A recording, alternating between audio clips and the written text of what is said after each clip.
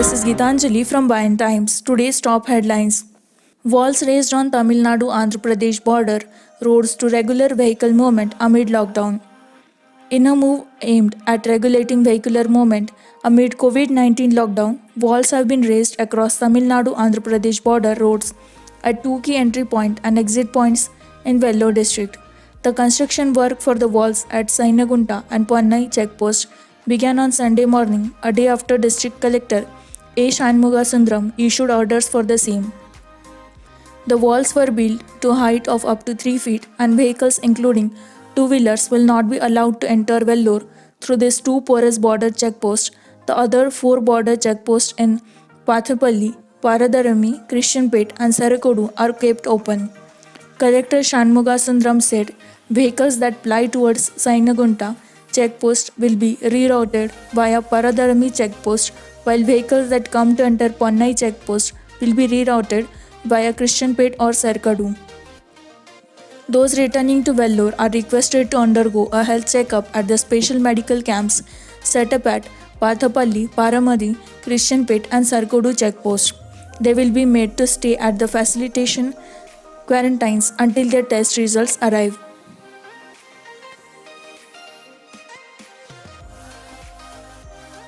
COVID-19 tally in Andhra Pradesh touches 1097 with 81 new cases reported. As many as 81 positive cases of coronavirus were reported in Andhra Pradesh in the last 24 hours till Sunday morning, taking the state tally to COVID-19 cases to 1097. As many as 6,768 samples were tested between 9 am on Saturday and 9 am on Sunday. Krishna district alone accounted for the majority of the cases reported in the last 24 hours. With 52 new cases registered, the total count of coronavirus cases in the district went up to 177. West Godavari district accounted for 12 new cases, taking the tally in the district to 51. Kurnool district reported 4 new cases, Guntur, Prakasam and Kadapa reported 3 new cases, while Anantapur and East Godavari districts reported 2 cases each. There was no casualties reported in the last 24 hours and the number of recoveries stood at 231.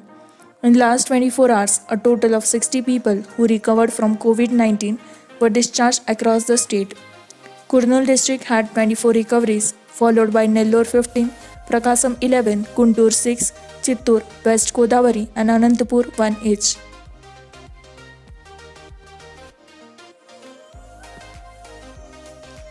Complete works under Nadu-Nedu by June, CM Jagan. Chief Minister Y.S. Jaganmohan Reddy has directed the officials of the Education Department to come up with an action plan for completing the works under Manabadi Nada-Nedu program by June. Reviewing the progress of the works under the first phase of the Nada-Nedu scheme on Saturday, the Chief Minister stated that a major chunk of the tendering process for infrastructure materials, school furniture, blackboards, chalkboards, etc. has been finalized and the government saved a large amount of money through the reverse tendering process. As on date, through reverse tenders, Rs 5.07 crore was saved towards the purchase of 72,596 green chalkboards. Rs 4.23 crore was saved in the purchase of 16,334 almiras. The Chief Minister instructed the officials to speed up the works and complete them by June end. He stressed the need to maintain quality in the works taken up under the program. The officials showed him the samples of uniforms, belts and bags that will be distributed to students. 3 pairs of uniforms, notebooks, textbooks, shoes and socks will be given to the students at the beginning of the academic year.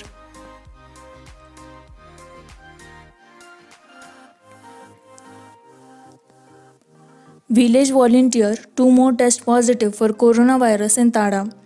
Of the 3 new COVID-19 cases reported in Nellore district on Saturday, one was that of a village volunteer from Tada, a mandal bordering Tamil Nadu. According to officials who are trying to find out if the volunteer was involved in the distribution of essentials to the public and other such details, the government employee attended the funeral of a relative in Tada. With new infections, the district's tally had reached 17. Around 8 persons have been discharged from the state COVID-19 hospital after they tested negative for the virus twice. After the district administration categorized the mandals into red, orange, and green zones, Tada was put in the first category and rules were put in place to restrict the public movement. Also, a majority of the firms in the special economic zone are either located in or near the mandal. Revenue and police officials are strictly prohibiting entry or exit of vehicles after Tada reported its fourth positive case. Andhra Pradesh fishermen seek Rs 15,000 aid during lockdown. Democratic Traditional Fishers and Workers Forum DTFWF has demanded that the central and state governments provide financial aid of Rs 15,000 per month to all fishermen during the lockdown. Forum General Secretary D. Pal said the government has banned fishing from April 15 to June 14, because of which fishermen are struggling to make their ends meet. Previously, the Ministry of Home Affairs had announced some relaxations for the fishermen on the demands made by several fisher workers' organizations. However, the forum demanded that the government provide aid by categorizing fish workers as small-scale fishers, fish farmers, fish vendors, and allied workers. The Forum General Secretary also requested the state government to ensure safe return of the stranded fishermen to their native villages. Delhi returnee test negative but 3 family members positive for coronavirus in Srikakulam. Srikakulam, which was a corona-free district in the state till now, lost its tag as 3 COVID-19 positive cases emerged from Kaguvada village in Pathapatnam Mandal on Saturday. More than 1.5 months after the first COVID-19 case was reported from Nellore in the state, Srikakulam recorded its first case. Interestingly, the man who came from Delhi did not test positive in the final test, but his close contactees tested positive. The district administration swung into action, announced 18 villages in Pathapatnam Mandal as containment areas, and decided to enforce lockdown strictly to curb the spread of coronavirus. The man hailing from CD village in Pathapatnam Mandal visited his in-laws' house in Kaguvada from Delhi on March 19. An employee in Delhi Metro Rail, he travelled by Andhra Pradesh Express and reached Kaguvada to take his wife and 11-month-old baby to Delhi.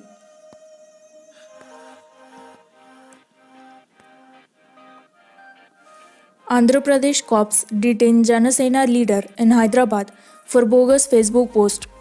Andhra Pradesh police on Saturday picked up Janasena party's official spokesperson Srinivas Kosampudi in Hyderabad for allegedly posting a picture on Facebook about a unverified incident at Andhra Pradesh Kurnool district.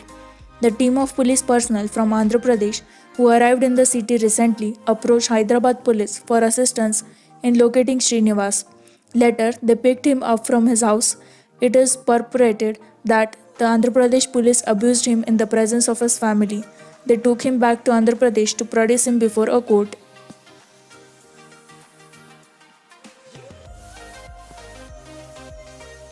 COVID-19.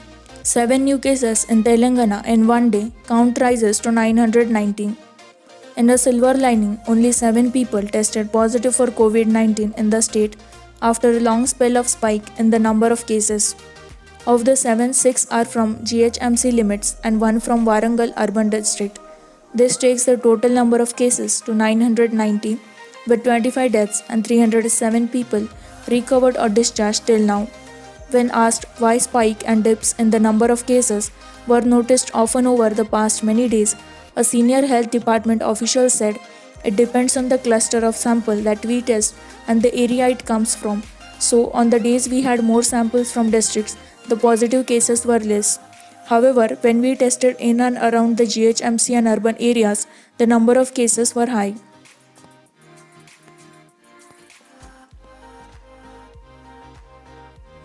COVID-19. Central team arrives in Hyderabad, visits Gachibowli. A 5-member Interministerial Center team (IMCT) constituted by the central government to assess the COVID-19 situation in Hyderabad arrived in the city on Saturday and would be here till May 27.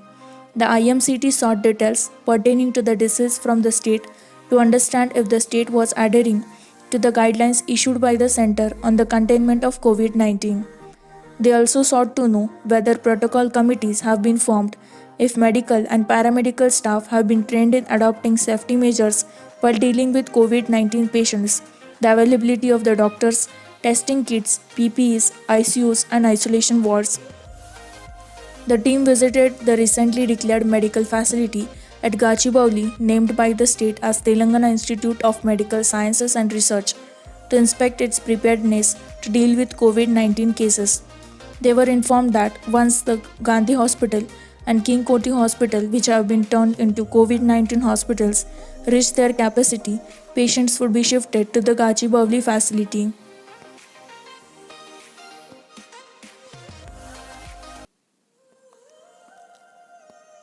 Telangana gives ACB nod to file application against lecturer in court. The Telangana government has authorized the Anti-Corruption Bureau (ACB) to file an application in court to attach the disproportionate assets of P. Madhusudan Reddy, former president of Telangana Junior Colleges Lecturers Association (TJLM). The Anti-Corruption Bureau had nabbed Reddy's assets worth Rs 3 crore in October 2018. A government order (GO) issued on Saturday said that the junior lecturer in economics, Government Junior College, Sarur Nagar, Rangareddy district, has committed a scheduled offence under various sections of the Prevention of Corruption Act in 1988.